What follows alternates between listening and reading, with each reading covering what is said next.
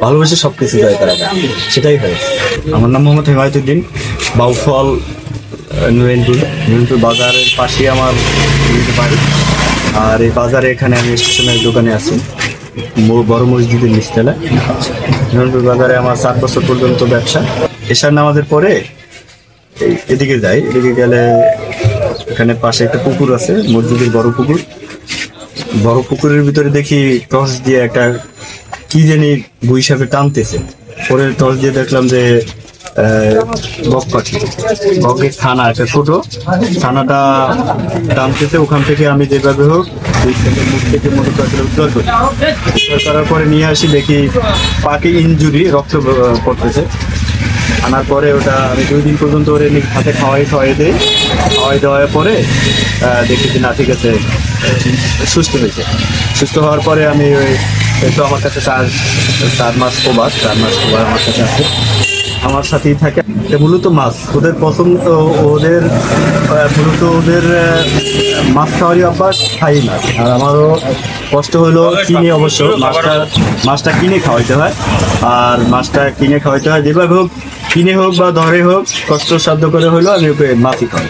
প্রথম তো ভয় পাইছে, প্রথম একটু দূরে থাকতো, মানুষকে দেখলে ঠোকর দিত, এই করতো। আস্তে আস্তে মানুষের দিকে থাকতে অভ্যস্ত হয়ে গেছে। আর আমাকে তো না, অন্য মানুষকে এখন করতে হবে। আর হলো ভাইয়া, ও তো আমার দোকানের সামনে দারোয়ানের মতোই মূলত আসলে দাঁড়িয়েছে। ডেফিনেটলি সেটা তো অবশ্যই খারাপ ছিল, যেটা ভাষায় প্রকাশ করার মতো না আসলে। কারণ হলো যে ওকে তো আমি বাচ্চাদের মতোই, আমার একটা ছেলে একটা মেয়ে আছে, যেভাবে লালন পালন করছি ঠিক তদ্রুপ ওকেও আমি লালন পালন করছি, কোনো ত্রুটি রাখি নাই। আমার তো মনে হয় আমার বাচ্চাকে আমি সময় যতটুকু দিই তার চেয়ে ওরে বেশি দিই। কারণ ওরে পায়খানা করা, পরিষ্কার করা, তারপরে হলো যাইয়া ওর খাওয়া দাওয়া ম্যানেজ করা, যেভাবে হোক কোনো ত্রুটি রাখি না, ভালোবাসা দিয়ে।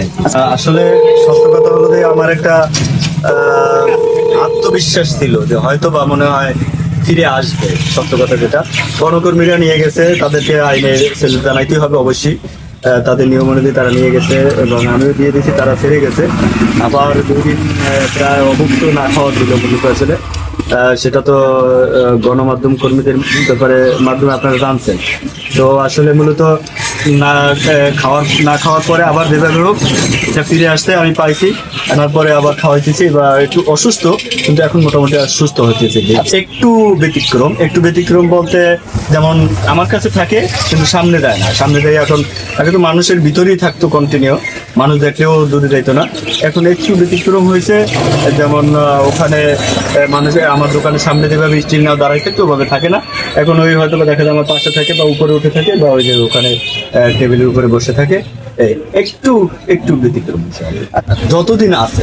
বিষয়টা হলো যতদিন আছে ততদিন পর্যন্ত আমি ওকে লালন পালন করবো। ওর ইচ্ছায় চলে যাবে, ইচ্ছায় তখন ও চলে যায়, কোনো সমস্যা নেই। এটা নিয়ে আমার কোনো ক্ষোভ নাই, আক্ষেপও নাই। যে আমার কথা হলো যে ও বেঁচে থাকুক সুন্দরভাবে। মফস্বল থানা যে বন বিভাগের যে কর্মকর্তা আছে, ভাই খুবই ভালো মানুষ।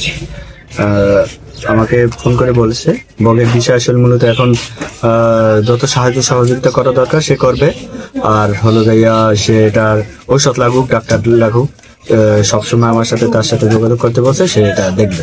তো আর পরিত্যক্ত প্রাণীদেরকে আমি বলবো সবাই যেন সেবা শুশ্রূষা করে এবং ভালোবাসা দিয়ে সুস্থ করে দেয়। আর আমার মতো ভালোবাসতে মনে হয় আসলে সব জায়গায় এটা করা সম্ভব অবশ্যই। যেহেতু দেখেন আমাদের দেশে মারামারি, হুড়োহুড়ি, কাটাকাটি আমাদের ভিতরে লাগিয়ে আছে, সে জায়গায় যদি আমরা আসলে মানুষ বা পশু পাখিকে যদি আসলে মূলত আমরা ভালোবাসা দিই, আমার মনে হয় ভালোবাসাটা দিলে মনে হয় খুবই ভালো হবে। এই জন্য তো একজন ইংরেজ কবি বলছিল আসলে লাভ ক্যান কনকয়ার অল, ভালোবেসে সবকিছু জয় করা যায়, সেটাই হয়।